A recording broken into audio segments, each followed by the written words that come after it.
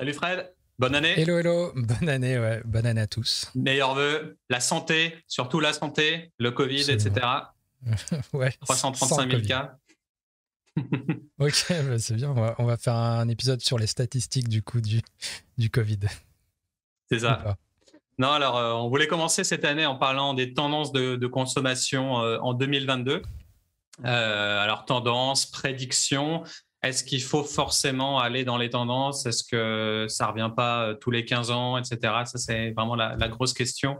En tout cas, les agences de com, tout ce qui est société, entreprise d'analyse ou d'études mettent souvent en place en fin d'année ou en début d'année des mails, des reportings, etc., Mm. qui prédisent ce qui va se passer pour l'année ou les années à venir.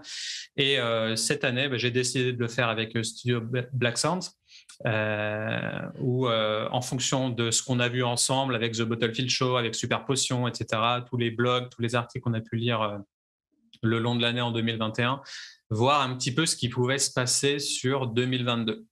Donc ça reste des prédictions, ça reste Mhm. pas à prendre à la légère, mais en tout cas à digérer et à voir si ça fait sens pour vos projets boissons respectifs. Donc voilà. Donc on va dire qu'il y a 9 tendances. La première tendance qui s'est dégagée, notamment chez la société IWSR, donc analyste britannique, c'est la sophistication et la premiumisation dans la Mm. filière spiritueux. Euh, alors, je ne Donc un sais pas truc ce que tu qu'on en penses de ton a... côté, mais ce qui arrive souvent, enfin, j'ai l'impression qu'il y a eu une tendance avec le Covid et avec les confinements successifs. Les gens sont moins allés dans les bars, sont moins allés dans Mhm. les restaurants.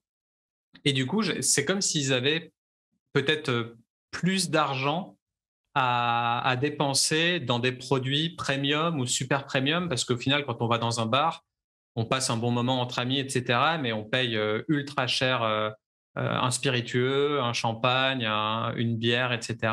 Mm. Alors qu'au final, pour 2 fois plus, tu peux te payer la bouteille, en fait, alors que Ouais, tu aurais un verre en bar. Et j'ai l'impression que ça a peut-être ça a switché, joué, ouais. ouais, dans le fait de Il y se a... permettre, bon, déjà, on est à la maison, en plus, on se fait chier. Bon, on peut au moins se permettre de boire de l'alcool de qualité. Et du coup, bah, ouais, la catégorie premium et super premium a fait un bond à ce niveau-là, genre de la bonne tequila, du bon rhum ou du très bon whisky, peut-être. En gros, Donc, je sais pas si tu avais un insight sur ça. Non, mais ça, je l'ai beaucoup lu. C'est l'idée que bah, les gens étaient chez eux, du coup, ils ont beaucoup épargné, du coup, ils ont quelques économies. Mm. Dès lors que les vannes ont été réouvertes, qu'il y a eu des confinements, fin des fermetures et tout, les gens ont eu plus tendance à se lâcher, justement, à se dire, ok, à réaliser peut-être que un petit côté YOLO, ou je sais pas, tu vois, genre, ok, merde, on peut fermer les bars, merde, on peut, voilà, quoi, tout n'est pas acquis, et puis justement, on a quelques économies, donc il y a cette notion peut-être de plaisir qui a été décuplée, où on va profiter, on va peut-être pas prendre le truc le moins cher, où on va peut-être tester justement des nouvelles choses. Puis peut-être ça répond aussi peut-être à une dynamique peut-être de home cocktail ou de choses comme ça qui se sont développées. Et les Mm. gens se disent, bah, tant qu'à faire, tiens, je vais me faire un truc. Vu que je ne paye pas plein pot dans un bar, peut-être qu'à la maison, je vais me faire un équivalent, mais avec des bouteilles plus chères, ou je sais pas, tu vois. Donc il y a peut-être notion Et de en même temps, je me plaisir qui a ferais été peut-être l'avocat décuplée. du diable sur le fait que on a eu quand même pas mal de seuils de pauvreté aussi à cause du Covid. Il y a eu beaucoup Hmm. d'emplois qui ont été perdus. Les gens se sont retrouvés dans la merde. C'était compliqué pour beaucoup d'entreprises. Donc, c'est quand même ambivalent ce côté super premium, produit de riches, etc. Avec de l'autre côté le seuil de pauvreté qui grimpe en flèche et les gens qui sont potentiellement Hmm. mal en point au Mais en tout cas, niveau statistiquement, argent. a priori, l'épargne n'a jamais été aussi haute. Donc évidemment, d'un côté, il y a des choses plus négatives et tout, mais bon, a priori, si d'un point de vue purement statistique, l'épargne est là et les gens sont avides de la dépenser tant qu'ils le peuvent. Voilà. Ouais, c'est sûr. Avant que les bars réouvrent pour de bon et qu'on n'entende plus parler du Covid une bonne fois pour toutes. Donc ça, c'était pour la tendance numéro 1. La tendance numéro 2, Mais juste c'est des choix. je pense que ça Pardon. s'applique aussi pour les bars aussi, hein, justement. Les gens sont retournés dans les bars et se sont dit on va consommer des trucs mieux que ce qu'on consommait avant. Donc, Ok. mais voilà, je ne te coupe plus. Ok. Numéro 2. Merci. Numéro 2, choix plus éthique et sans alcool. Donc ça va te plaire, Fred, particulièrement.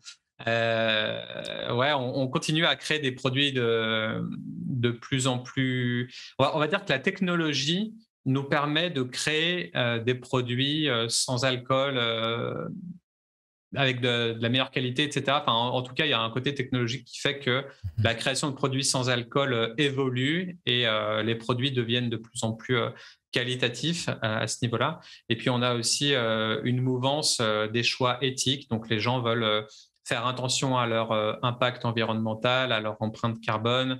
Ils veulent des solutions avec des ingrédients locaux, avec des productions locales. Beaucoup moins d'import-export, peut-être consommer plus localement. Donc, il y a eu une vraie mouvance là-dedans.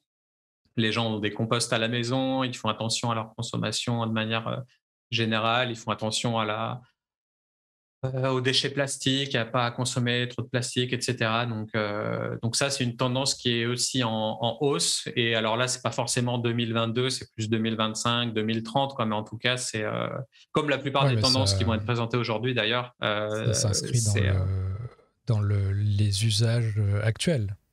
Ouais. Peut-être les effets sont pas escomptés aujourd'hui, évidemment, mais voilà. Mais après, je trouve amusant que tu aies associé éthique et sans alcool. Ça peut être éthique et avec alcool, hein, rappelons-le.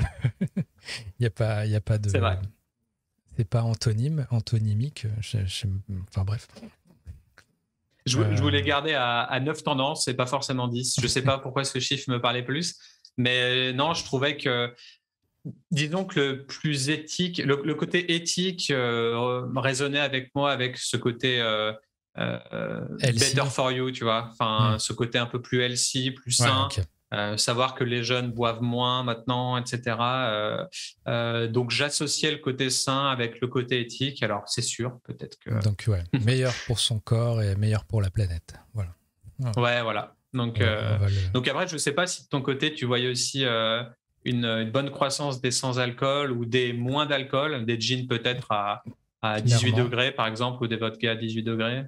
Non, mais je crois que là, c'est un truc qui est à tous les niveaux de manière transverse. C'est aussi bien sur les productions que côté bar. Tu as des marques de spi qui se déclinent en 0%. Les bars développent des menus dédiés à ça, au sans-alcool. Les gens sont plus soucieux, les marques se développent. Enfin, il y a une espèce de façon d'effet domino, je dirais. Donc après, est-ce que c'est l'œuf ou la poule, c'est un autre débat, mais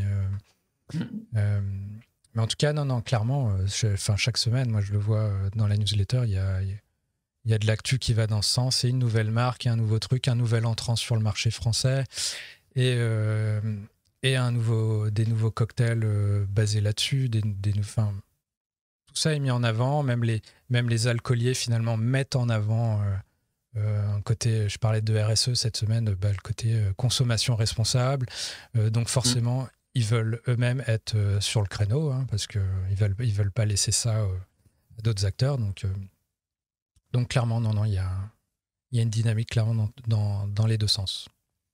Il y a également dans le packaging design aussi, sur le côté bouteille sans papier. Un jour, peut-être, ce sera pas du bullshit et ce sera vraiment pour de vrai. Donc, ou même bouchon, tout ce qui est bouchon en... Mais ça, c'est très probable qu'on le voit vraiment dès cette année, hein, pour le coup. Il y a eu des bribes, des prototypes l'an dernier. Va savoir, hein, peut-être que là, ça va vraiment, vraiment commencer à sortir. Ouais, pour concurrencer un peu l'usage unique des tests antigéniques et des masques, etc. Ça serait cool qu'il y ait quand même une solution pour ça, quoi. Donc, ouais, côté éthique et sans alcool, pour moi, c'était la prédiction numéro 2. La tendance numéro 3, c'était un engagement digital et technologique. Bon, clairement, la réalité augmentée, les NFT, la blockchain, Mhm. le métaverse, bon, ça a fait beaucoup parler, les NFT sur toute l'année 2021. Mhm. Et alors, peut-être qu'il va y avoir un essoufflement et peut-être que ça va aller de plus belle. En tout cas, c'est vrai que c'est peut-être un des termes les plus recherchés en 2021. Ça fait vraiment un buzz Je crois fou. que c'est passé devant Bitcoin ou quelque chose comme ça. Je crois Ok. il y a eu un truc comme ça, que NFT était maintenant plus recherché sur Google que Bitcoin ou crypto. Je ne sais plus lequel des deux, mais assez significatif Mm. pour le coup. Ouais, c'est fou, hein. Et du coup, le marché de l'art s'en est emparé. Tous les artistes, les créateurs, tout ça mettent en place leur NFT. Et forcément, ça a empiété sur la catégorie boissons, spiritueux, etc. On Mm. pense notamment à Blockbar qui ont mis en place Ouais, leur site internet ouais, qui un vrai. développe voilà, des solutions autour de ça. Voilà, donc il s'agit d'acheter notamment des bouteilles très rares et donc en fait le NFT c'est un droit de propriété sur des bouteilles ou un fût ou quelque chose comme ça.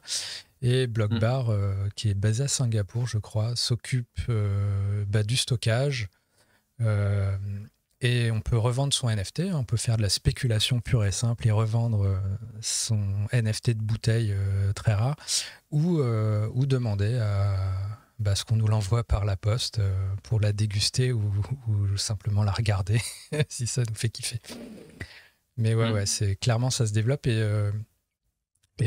au-delà du côté gimmick, moi j'en parlais sur la newsletter cette semaine. Tu as aussi d'autres cas, d'autres exemples du style une boîte australienne qui te permet d'acheter par ce biais-là des agaves qui serviront à distiller un spiritueux d'agave.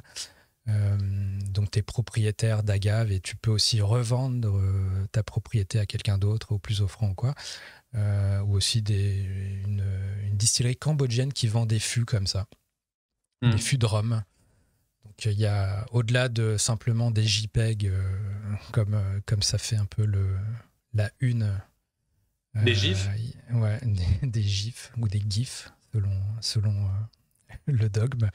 Il y a aussi des usages bien plus, moins gimmicky, je dirais, qui Ouais, c'est s'appliquent au sûr. Après, il faut spiritueux. garder vraiment l'esprit ouvert, hein, parce que ça reste Mm. quand même une possession digitale et je pense que beaucoup de gens ne comprennent pas du tout le délire ou ne voient pas où ils veulent en venir. Après, c'était ça avant l'iPhone, hein. Enfin, quand les smartphones n'existaient pas encore, on se demandait ce que c'était. Quand Internet n'existait pas encore, on se Mm. demandait ce que c'était. Donc c'est comme tout. Et du coup, ça fait le pont sur le métaverse où on se demande qu'est-ce que c'est le métaverse et comment ça va pouvoir se développer. Mais il y a déjà, il me semble, des acteurs dans la filière spiritueux qui Mm. ont déjà mis en place des actions dans le métaverse. Ouais, j'avais relayé une fois une boîte, alors je crois que c'est irlandais qui avait fait qui avait des brands ambassadeurs dans le métavers. Donc voilà.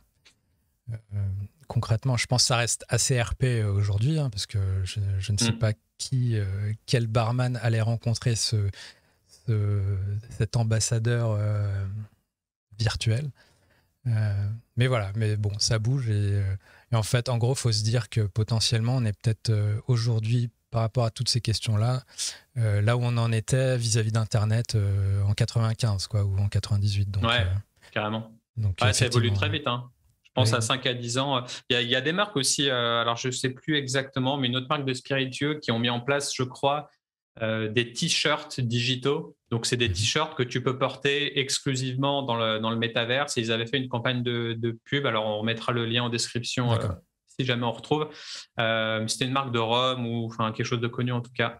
Et, euh, et c'est fou, tu te dis en fait, tu peux acheter un skin pour ton personnage Mm. digital pour l'habiller digitalement. Et puis, du coup, c'est ton t-shirt à toi, comme tu achèterais un Ouais, t-shirt dans un il est magasin unique. Vans ou je ne sais quoi. Et hop, tu te mets ton t-shirt. Là, il est à toi, il est unique, mais il est pour ton personnage digital. Donc, ouais, on est complètement dans un univers fou, quoi. Ça me fait penser au film de ciné Real Player One, là, et il me semble, Ouais, au final, ça va peut-être finir par arriver, tout ça. Donc, c'est un peu flippant on va et voir. en même temps, c'est la technologie. Enfin, en tout cas, pour revenir sur par rapport au NFT, c'est des droits de propriété, mais sur des vraies choses physiques. Hein. C'est pas des items virtuels. Voilà, c'est des vraies en tout choses cas, les deux se physiques développent, quoi. Qui peuvent se boire à terme. Voilà. Ok. Bientôt, tu vas voir qu'une marque de whisky va développer un rhum digital qu'on peut boire que digitalement.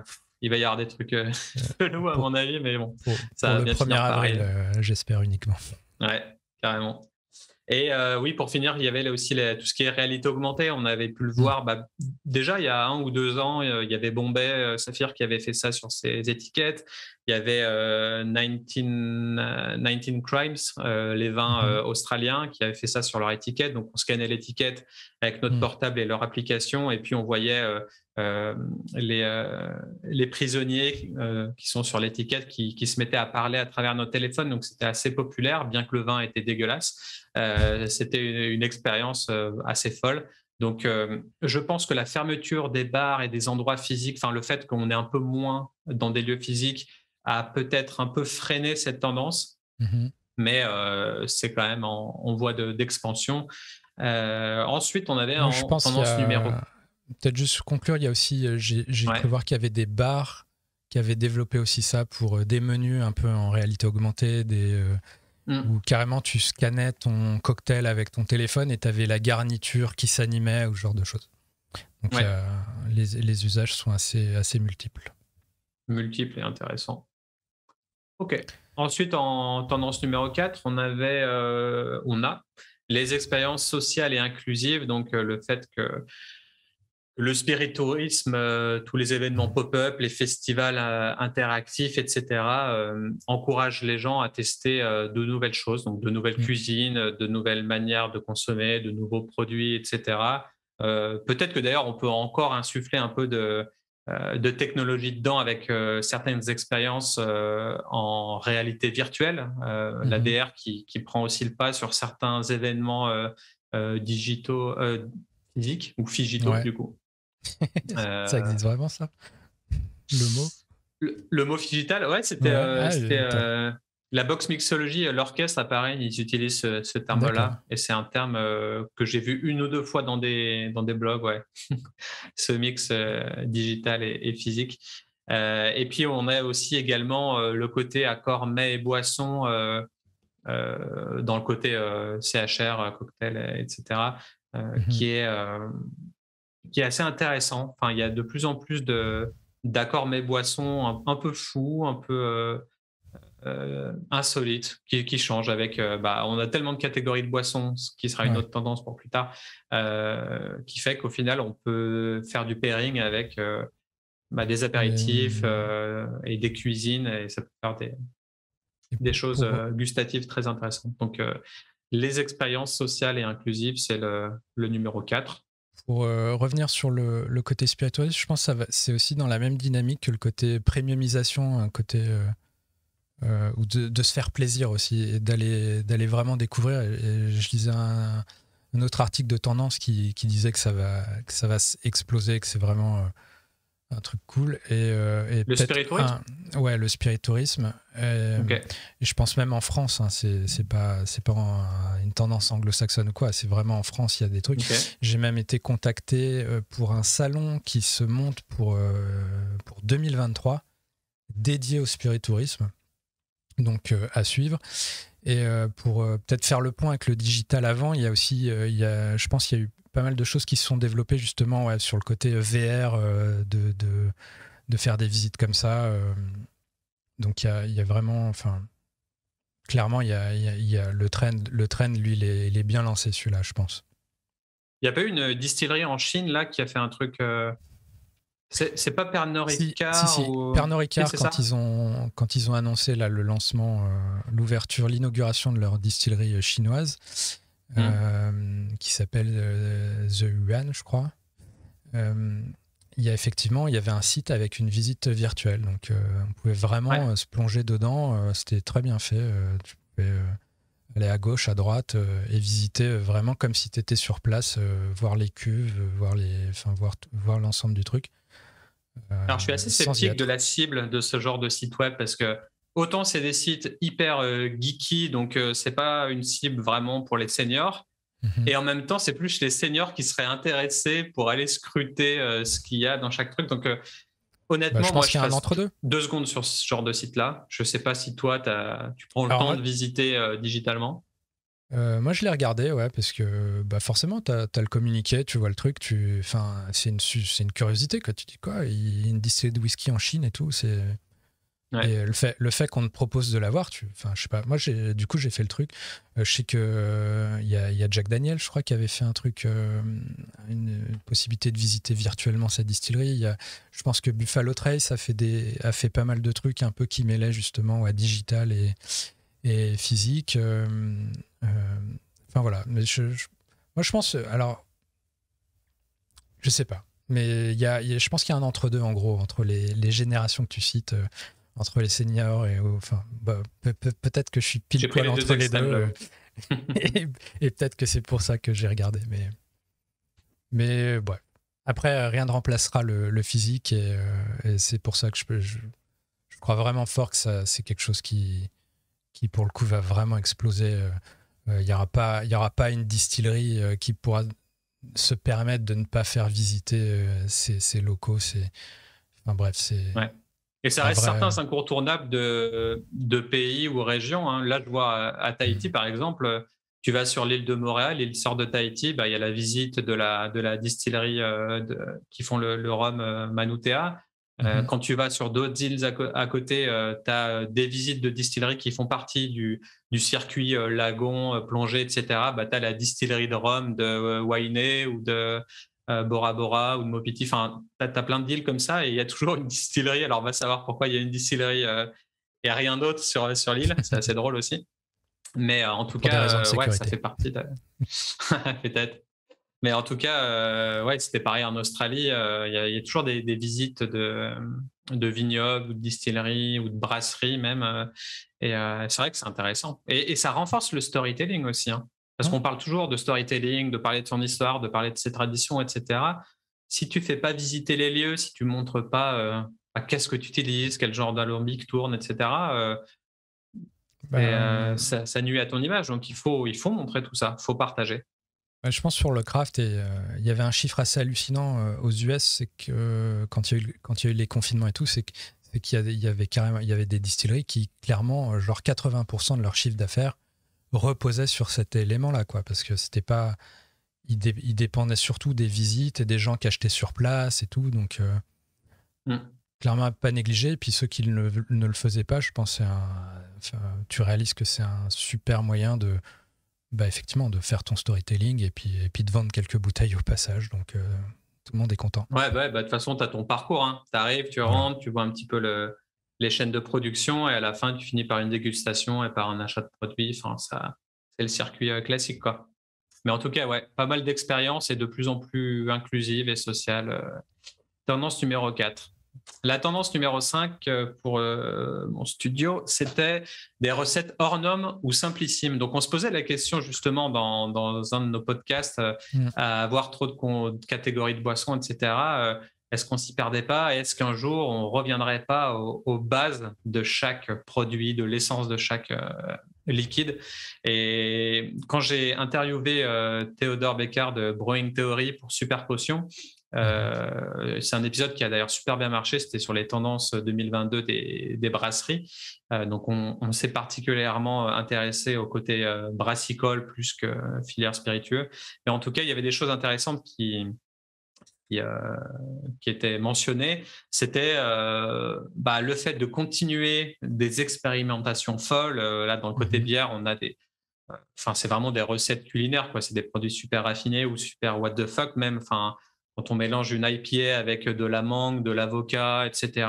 Quand on explore un peu plus les bières sour, on se demande vraiment si c'est des bières. Enfin, il y a vraiment des choses assez folles.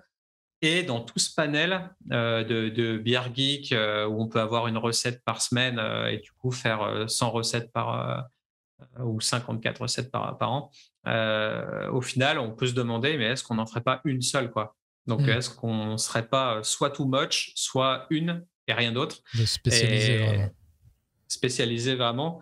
Et ça fait sens aussi. Il y a certains brasseurs pardon, qui se posent la question sur la loi de la pureté. C'est cette fameuse loi en Bavière en 1516. C'était en Allemagne où effectivement ils avaient une manière de brasser qui était très typique. Et au final, voilà, ils brassaient de la bière. Ils brasseraient la bière qu'il faut boire. Donc, il y a certaines personnes qui se replongent dans les livres anciens, dans les anciennes recettes pour voir notamment aussi des bières à base de pain. Enfin, il me semble que à la base, dans l'Antiquité, la bière était faite à base de pain. Et là, ils remettent ça au goût du jour en disant que c'est une innovation. Mais en fait, ça a toujours existé et c'était l'ancêtre de la bière. Donc, c'est assez drôle de voir ce côté, voilà, ce côté tendance qui en fait puise dans moins 2000 ans avant Jésus-Christ. Enfin, c'est assez drôle. Là, je trouve cool dans cette tendance, c'est elle cohabite très bien et il n'y a pas à choisir forcément. Hein, je pense qu'il y en a pour tous les goûts et c'est bien qu'il y ait un peu développé ces deux extrêmes pour les gens quand tu es d'humeur à être aventureux et puis quand tu as juste envie d'avoir un truc simple qui va droit au but par rapport à ce que tu recherches ou ce que tu imagines d'un produit, quoi. Donc, carrément. Et puis, dans le côté hors norme, il y avait aussi quelque chose que moi, j'avais jamais entendu parler, c'était tout ce qui est œnobière. Certains appellent ça des bières aussi, un mélange de vin et de bière. Et en anglais, c'est plus grape ales, grape pour le raisin, je suppose. Et d'accord. du coup, c'est ce type de brasserie, de brasseur ou de houblonnier qui arrive dans la filière viticole et qui arrive à pousser ça dans la filière brassicole. Donc, c'est ce mix entre bière et vin. Alors, j'ai personnellement jamais goûté ça. Je ne sais pas du tout ce que ça donne. Mais en tout cas, il y a un engouement pour ce type de recette. Donc, à voir si jamais certains auditeurs ont déjà goûté des bières ou des œnobières. Ce serait cool de nous faire un petit message en commentaire pour nous dire si ça vous botte. Pour ou contre, est-ce que c'est cool ou pas? Donc, Next. Ouais. Next, tendance numéro 6, c'était une invasion de nouvelles catégories. Donc ça, c'était notre tout premier podcast ensemble. Est-ce qu'il y a trop de catégories dans la filière? Alors, ouais, il y en a forcément trop, il y en a forcément pas assez en même temps. Donc, c'est vraiment une question... question de point de vue, ouais. Ouais, question de point de vue. Quand tu vas aux États-Unis, tu es envahi. Quand tu restes en France, ça va, mais tu commences à être envahi. Donc, le but, c'est de savoir est-ce que le consommateur va s'y retrouver dans toute cette invasion. Je pense que c'est la clé. Après, ça rejoint aussi peut-être un peu le point qu'on disait avant, hein, qui est pour les gens qui veulent être aventureux, il y a des trucs qui se développent. Pour les gens qui veulent rester classiques, il y a les trucs classiques. Après, pour moi, la clé là-dessus, c'est que ça reste assez clair et qu'on sache à quoi on a affaire, qu'il n'y ait pas de choses un peu borderline où on va appeler un truc, je sais pas, on va l'appeler gin, mais en réalité, c'est un truc détourné qui n'est pas du gin. Et puis voilà, en fait, parce que je sais pas, parce qu'il n'y a pas de genièvre en fait dans la recette ou quoi, mais juste qui crée de la confusion. Si tout est clair, je pense que c'est cool. Voilà. Ouais. En tout cas, la stratégie de positionnement pour tout ce qui est seltzer, ça va être vraiment clé, quoi. Parce qu'au final, il y a une recette de hard seltzer toutes les semaines qui sort, enfin une marque en tout cas, et il va vraiment falloir trouver sa niche et raisonner en termes de niche, parce qu'au final, tu peux pas être une hard seltzer ou une boisson de plus comme ça sur le marché. Il faut vraiment que ça cible une catégorie minime de gens qui sont intéressés par ce type de produit. Et voilà, si tu veux être la hard kombucha des geeks, il faut le mentionner, le clamer, et il faut que le packaging design fasse sens avec le côté hard kombucha pour les geeks, par exemple. Ou alors, tu peux faire des soda craft pour les gens sur Twitch, par exemple. Enfin, en tout cas, plus niché. Je pense que ça marcherait bien. Mais après, je trouve que c'est pas la catégorie forcément la plus complexe. Moi, là, je serais plus vigilant, c'est quand c'est à cheval sur différents trucs et du coup, on sait plus trop ce que c'est. On sait plus trop à quelle norme ou quelle règle ça s'applique. Et puis des fois, peut-être que on se libère des normes et on va faire des choses un peu plus, je sais pas, tout en bénéficiant de l'aura d'un autre produit. Enfin, voilà. Après, les hard seltzers, pour le coup, ça reste bon, c'est des hard seltzers. Voilà. Puis il y en a des fermentés, il y en a avec de l'alcool neutre ajouté dedans. Donc peut-être ce seraient les principales distinctions, mais ça va encore. En tout cas, une invasion de nouvelles catégories, ça, c'est visible. Tendance numéro 7, on fait vite parce qu'il ne reste plus beaucoup de temps. L'évolution des traditions. Donc là, typiquement, c'est l'évolution de la canette. En tout cas, moi, comment je le ressens, c'est le boom de la canette. C'était très réticent il y a 1 ou 2 ans. Les Français n'y croyaient pas. Et ben, ça arrive bel et bien. Et puis, on s'y fait de plus en plus. Et puis, on kiffe de plus en plus aussi. Donc, la praticité, le côté éco-responsable, notamment pour la logistique, le stockage, l'envoi, pour l'empreinte carbone, ça fait sens. Le côté recyclage, même si, entre guillemets, ça peut être un peu bullshit, il est quand même présent. Enfin, en tout cas, la possibilité de recyclage est là. Et après, il suffit de bien le faire. En tout cas, voilà. Globalement, la praticité du format canette a fait le boom et a fait ses preuves. Et ça va être la tendance pour les années à venir. Et ceux qui fournissent la canette, ils sont débordés aussi. Hein, ceux qui fournissent ça. Il y a des pénuries. Mais ça, c'est un peu dans la lignée, là, quand on faisait l'épisode sur les produits insolites, où on voyait que même des marques de Bourbon, enfin une marque de Bourbon et un whisky irlandais qui packageait en canette, quoi, truc qui me paraissait totalement improbable. Mais je pense que c'est dans la continuité de ce qu'on disait avant sur les catégories. Et finalement, si des producteurs se disent tout le monde fait du whisky, mais si on faisait du whisky aromatisé avec tel truc, hop, et qu'on déviait un peu de la tradition, si on faisait vieillir du cognac dans ce truc improbable, hop, et on dévie du truc, si on faisait, je sais pas, du gin et puis qu'on le faisait rose et que en fait on mettait des ingrédients improbables dedans. Donc je pense dans la continuité, finalement, aller packager des trucs dans des canettes alors qu'on les a toujours vus dans des bouteilles en verre ou quoi, c'est finalement un moindre... c'est une tradition qui est facile à faire sauter après tout ça, quoi. En tout cas, il ne faut pas que ça soit l'élément différenciant de votre marque. Parce que ça ne fonctionne pas en termes de positionnement. Dire qu'on est le premier saké en canette, non, c'est pas un truc en termes de positionnement qui est assez fort, quoi. Voilà, c'est copiable, il n'y a rien d'unique. Au final, tout le monde peut conditionner là-dedans. Bon, après, il y a eu du vin en canette, il y a eu du saké en canette, tout peut être encanettable. Le but après, pour celui qui le goûte, non, le goût de métal, ça n'existe pas, c'est que dans sa tête, c'est que ce côté chimique qui se produit entre notre peau, notre bouche et le fait d'avoir le contact avec le métal. Donc, tout liquide est à boire dans un verre, dans tous les cas.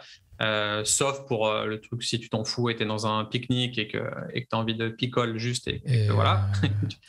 Mais en tout cas, pour rappel, les spiritueux sont stockés dans des cuves en inox. Voilà, c'est distillé dans des appareils en cuivre, c'est stocké et réduit dans des cuves en inox. Même si ça passe par une phase de vieillissement en bois, il y a beaucoup de métal dans le truc, donc effectivement, voilà. Très, très bel insight à mettre en short YouTube, à mon avis. Mais j'avoue que c'est quelque chose auquel j'avais jamais pensé. Mais pour tous les haters de la canette, c'est un bel exemple.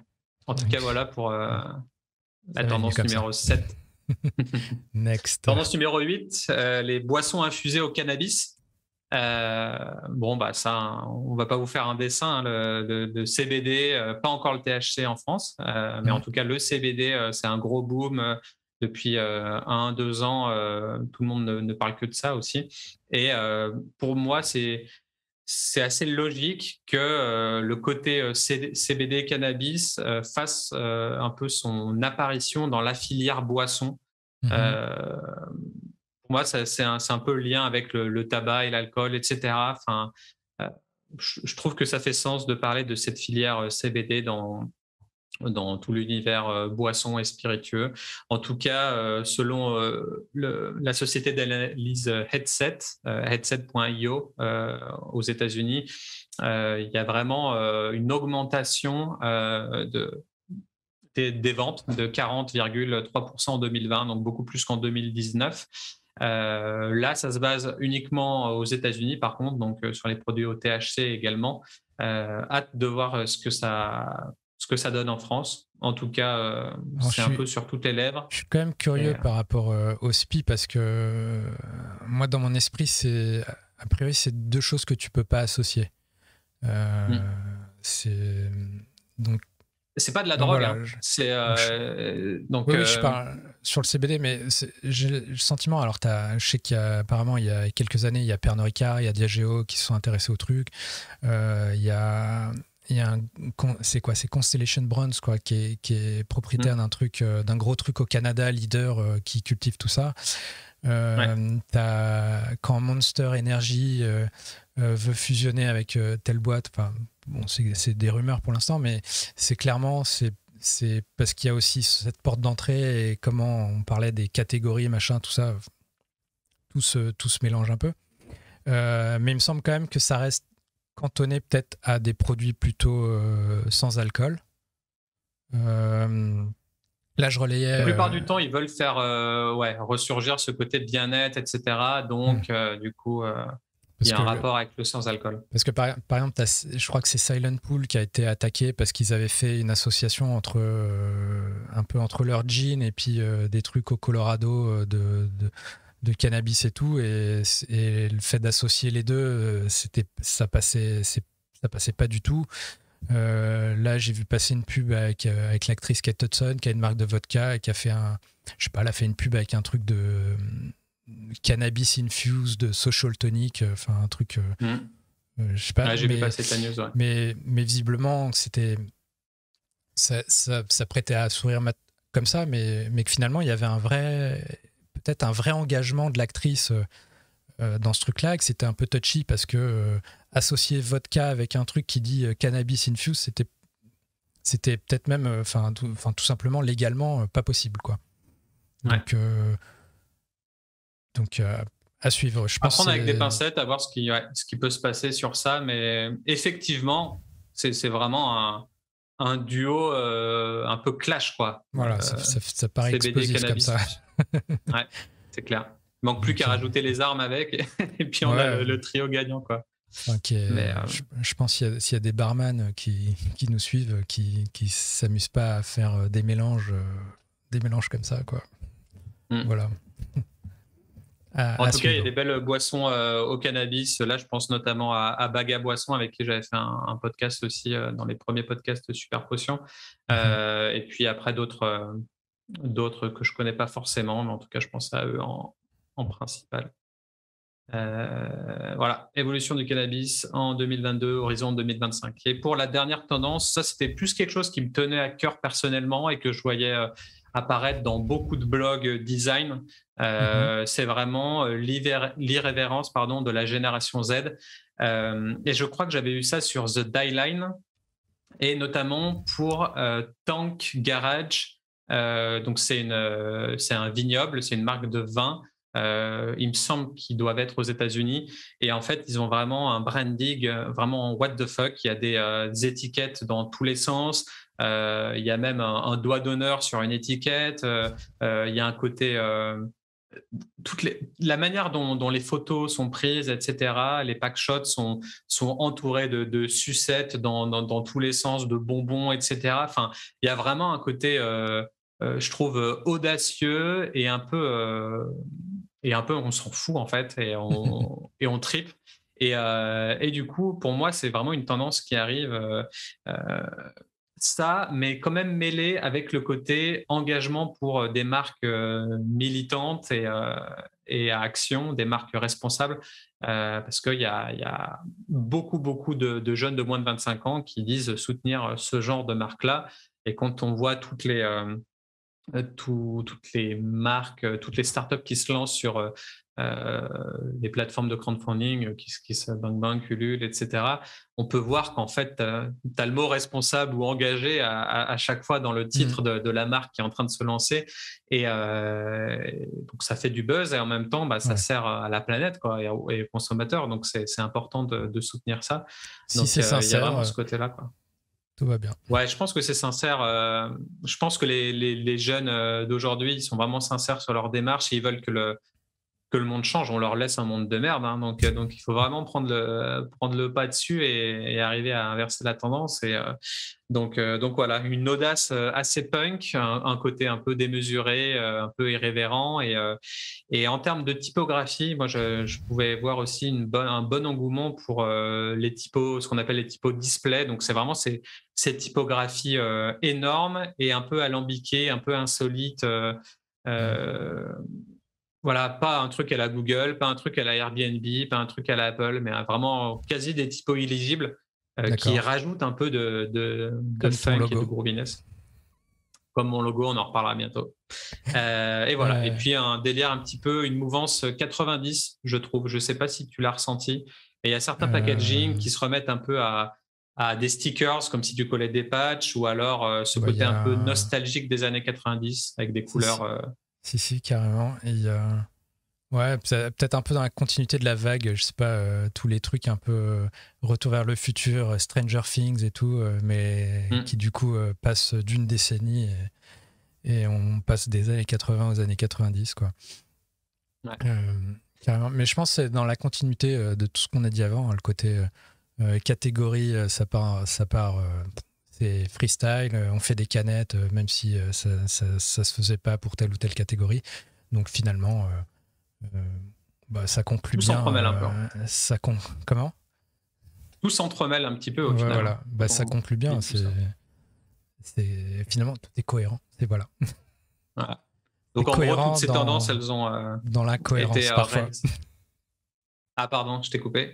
Non, c'est cohérent dans l'incohérence parfois. Voilà. Ah c'est tout le dilemme du branding.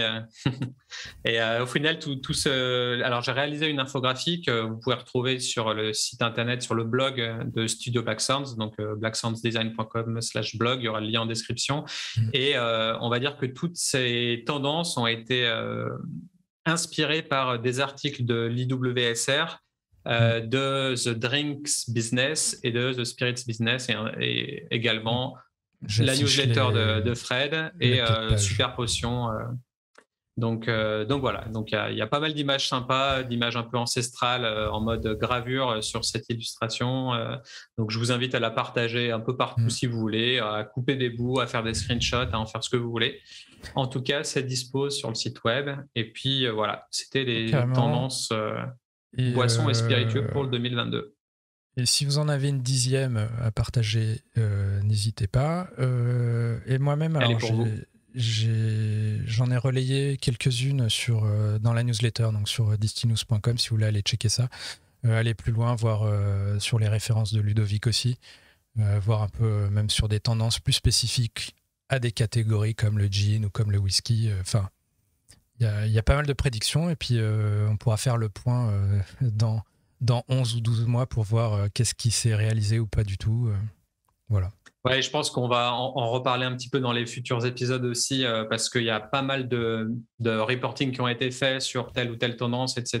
Donc effectivement, je pense qu'il va y avoir quelques épisodes là-dessus aussi sur les trends à venir. Et puis c'est un peu le but de ce podcast-là aussi. Donc voilà. Absolument. Voilà, c'est tout pour cette semaine. Voilà, merci de nous avoir suivis jusqu'au bout. Abonnez-vous, commentez, partagez, et puis voilà. À la semaine prochaine. Ciao.